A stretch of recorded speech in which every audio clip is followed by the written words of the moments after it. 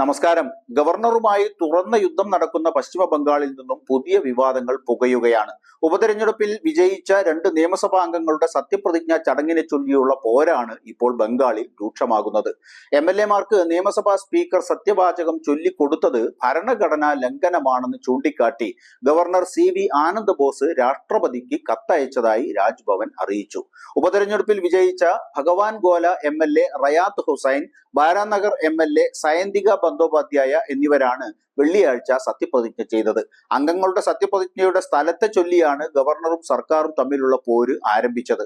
രാജ്ഭവനിൽ സത്യപ്രതിജ്ഞ നടത്തണമെന്നായിരുന്നു ഗവർണറുടെ നിലപാട്. എന്നാൽ രാജ്ഭവനിൽ സത്യപ്രതിജ്ഞ എന്ന നിലപാട് പിൻവലിച്ച ഗവർണർ ആനന്ദ് ബോസ് സത്യവാചകം ചൊല്ലിക്കൊടുക്കാൻ ഡെപ്യൂട്ടി സ്പീക്കർ ആശിഷ് ബാനർജിയെ നിയോഗിച്ചു. എന്നാൽ സ്പീക്കർ ബിമൻ ബാനർജി ആയിരുന്നു പ്രത്യേക നിയമസഭാ സമ്മേളനത്തിൽ പുതിയ MLA-മാർക്ക് സത്യവാചകം ചൊല്ലിക്കൊടുത്തത്.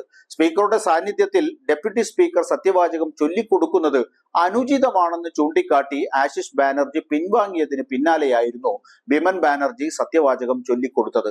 സത്യപ്രതിജ്ഞാ ചടങ്ങ് അവസാനിച്ചതിന് പിന്നാലെ തൃണമൂൽ നിയമസഭാ അംഗങ്ങൾ സഭയിൽ ജയ് ബംഗ്ല മുദ്രാവാക്യവും മുഴക്കി.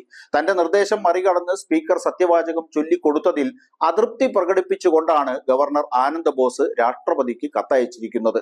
സ്പീക്കർ 2 MLA-മാർക്ക് നിയമസഭയിൽ സത്യവാചകം ചൊല്ലിക്കൊടുക്കുന്നത് ഭരണഘടനാ ലംഘനമാണെന്നാണ് ഗവർണർ കത്തിൽ ചൂണ്ടിക്കാട്ടിയിരിക്കുന്നത്.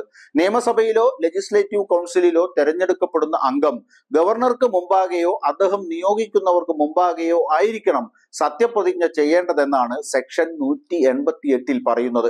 ഗവർണറുടെ അസാന്നിധ്യത്തിൽ സത്യപ്രതിജ്ഞയ്ക്കായി ഡെപ്യൂട്ടി സ്പീക്കർ നിയോഗിച്ചിട്ടും ബംഗാൾ നിയമസഭയിൽ ഭരണഘടനാ ലംഘനം ഉണ്ടായെന്നും ഗവർണർ വ്യക്തമാക്കി. ലോക്സഭാ തെരഞ്ഞെടുപ്പിനൊപ്പം നടന്ന നിയമസഭാ ഉപതെരഞ്ഞെടുപ്പിൽ വിജയിച്ച 2 MLA-മാരെയും ഗവർണർ രാജ്ഭവനിലേക്ക് സത്യപ്രതിജ്ഞ ചെയ്യാൻ ക്ഷണിച്ചിരുന്നു.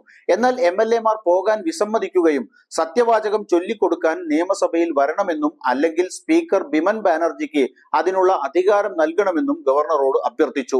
ഉപതെരഞ്ഞെടുപ്പിൽ വിജയിക്കുന്നവരുടെ കാര്യത്തിൽ സത്യവാചകം ചൊല്ലിക്കൊടുക്കാൻ ഗവർണർ സ്പീക്കറെയോ ഡെപ്യൂട്ടി സ്പീക്കറെയോ ഏൽപ്പിക്കണമെന്ന് ചട്ടമുണ്ടെന്നും തൃണമൂൽ അംഗങ്ങൾ പറഞ്ഞു. ഇത് പ്രകാരമായിരുന്നു ഗവർണർ ചുമതല ഡെപ്യൂട്ടി സ്പീക്കർക്ക് കൈമാറിയത്. എന്നാൽ അതൊന്നും കണക്കിലെടുക്കാതെയാണ് സ്പീക്കർ സത്യപ്രതിജ്ഞ ചൊല്ലിക്കൊടുത്തത്. ഈ നടപടിയിൽ അസന്തുഷ്ടി പ്രകടിപ്പിച്ച ഗവർണർ ആനന്ദ് ബോസ് രാഷ്ട്രപതിക്ക് കത്തയക്കുകയായിരുന്നു. ബംഗാൾ സ്പീക്കർ 2 അംഗങ്ങൾക്ക് സത്യവാചകം ചൊല്ലിക്കൊടുക്കുന്നത് ഭരണഘടനാ ലംഘനമാണെന്ന് ഗവർണർ തന്റെ കത്തിൽ ഊന്നി പറഞ്ഞു. സ്പീക്കർ പറയുന്ന ചട്ടങ്ങളൊന്നും ഭരണഘടനയ്ക്ക് മുകളിലല്ലെന്ന് സെക്ഷൻ 188 ചൂണ്ടിക്കാട്ടി ഗവർണർ പ്രസ്താവനയിൽ വ്യക്തമാക്കി. നേരത്തെ ഗവർണർ അപമര്യാദയായി പെരുമാറി എന്ന് ആരോപിച്ച് രാജ്ഭവനിലെ താൽക്കാലിക ജീവനക്കാരി പോലീസിൽ പരാതി നൽകിയതോടെയാണ് മമതാ സർക്കാരുമായുള്ള ഗവർണറുടെ ബന്ധം കൂടുതൽ വഷളായത്.